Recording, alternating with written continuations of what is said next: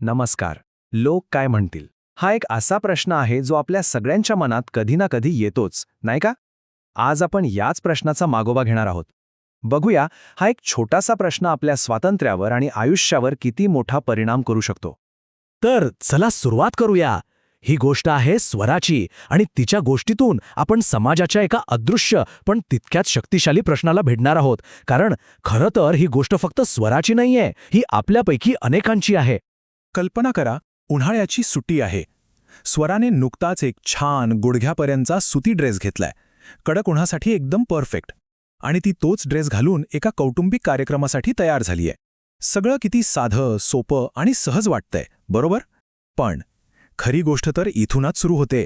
ती कार्यक्रमाला जायला निघते आणि तेवढ्यात एका नातेवाईकाची नजर तिच्यावर पडते. आणि मग तो प्रश्न येतो, स्वरा, अगं हे काय घातलेस? देशमुखांच्या वाड्याला हे शोभा देतं का? बघा, या एका वाक्यात फक्त कपड्यांवर टीका नव्हती, तर तिच्या निवडीवरच थेट प्रश्नचिन्ह उभं केलं होतं. आणि मग येतो तो कळीचा मुद्दा. बाहेरचे लोक काय म्हणतील? बघा, शिकली सवरली सून आहे, पण घराण्याचं भान नाही, असं म्हणायला ते काही वेळ लावणार नाहीत. म्हणजे स्वराच्या एका साध्या ड्रेसला थेट तिच्या शिक्षणाशी आणि घराण्याच्या प्रतिष्ठेशी जोडण्यात आलं. हाच तो सामाजिक दबाव. स्वराच्या मनात एक साधा पण खूप खोलवर विचार आला. खरंच एखाद्या व्यक्तीचं चारित्र्य तिच्या कपड्यांच्या लांबीवरून ठरवलं जाऊ शकतं का? हा प्रश्न फक्त तिचा नव्हता, हा अख्ख्या विचारसरणीला दिलेलं एक आव्हान होतं. इथे एक गोष्ट नीट समजून घ्यायला हवी. हा जो विरोध असतो ना, तो खरं तर कपड्यांना नसतोच, तो असतो नियंत्रणाला. समाजाचा खरा विरोध एका स्त्रीने स्वतःच्या मर्जीने घेतलेल्या निर्णयाला असतो. कारण स्वतंत्र निर्णय घेणारी स्त्री कदाचित त्यांच्या ठरवलेल्या चौकटीत बसणार नाही, ही एक सुप्त भीती असते. हे लोक म्हणजे नक्की कोण? हे एक प्रकारचे अदृश्य पोलीसच आहेत, ज्यांचं स्वतःचं असं काही विधायक काम नसतं, पण दुसऱ्यांच्या आयुष्यावर नियंत्रण ठेवण्याचा मात्र ते पुरेपूर प्रयत्न करतात. ही एक अशी शक्ती आहे जी दिसत नाही, पण तिचा दबाव मात्र अगदी स्पष्टपणे जाणवतो. बघा, समाज दावा काय करतो की तो प्रतिष्ठा, संस्कृती आणि सुरक्षितता जपतोय, पण प्रत्यक्षात त्याचा परिणाम काय होतो? मानसिक कैद, नात्यांमध्ये कडवटपणा आणि आपण फक्त एक शोभेची बाहुली असल्याची भावना. म्हणजे ज्या गोष्टीचा रक्षण करण्याचा दावा केला जातोय, तीच गोष्ट आतून पोखरली जाते. आणि सर्वात वाईट गोष्ट म्हणजे लोक काय म्हणतील या भीतीपायी आपण नकळतपणे आपल्याच माणसांचा आनंद हिरावून घेतो. लोक 2 दिवस बोलतील, विसरूनही जातील, पण त्या चर्चेच्या भीतीने नात्यात जो दुरावा येतो तो मात्र आयुष्यभर राहू शकतो.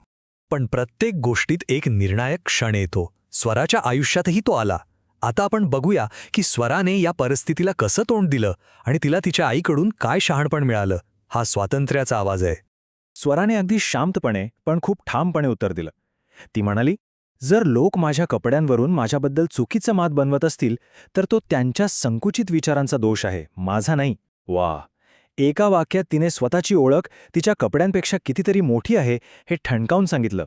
यानंतर स्वराच्या आयुष्यात आणखी एक महत्त्वाचा आधारस्तंभ येतो. तो म्हणजे तिच्या आईचं, ललिताचं एक पत्र. आणि हे काही साधंसुधं पत्र नाहीये. हा एका पिढीने दुसऱ्या पिढीला दिलेला एक वैचारिक वारसा आहे. तिच्या आईने पत्रात एक खूप मार्मिक गोष्ट लिहिली होती. समाजाला नेहमीच स्त्रियांच्या स्वातंत्र्याची भीती वाटते, कारण स्वतंत्र विचार करणारी स्त्री नियंत्रणात राहत नाही. हे एक वाक्य या संपूर्ण संघर्षाचं सार सांगून जातं. ललिताच्या पत्रातून काही खूप महत्त्वाचे धडे मिळतात. पहिलं, सन्मान वागण्यात असतो, कपड्यांमध्ये नाही. दुसरं, आधुनिक विचार आणि वडीलधाऱ्यांबद्दलचा आदर एकत्र नक्कीच नांदू शकतात. तिसरं, मुलींना पंख दिले तर घर पुढेच जातं. आणि चौथं, पिंजऱ्यात ठेवून फक्त घुसमटच होते. परंपरा आणि आधुनिकतेचा किती सुंदर मेळ आहे हा. स्वराची गोष्ट इथे थांबते, पण विचार सुरू होतो. आता ही गोष्ट आपल्या सगळ्यांसाठी काही प्रश्न उभे करते. चला थोडा विचार करूया.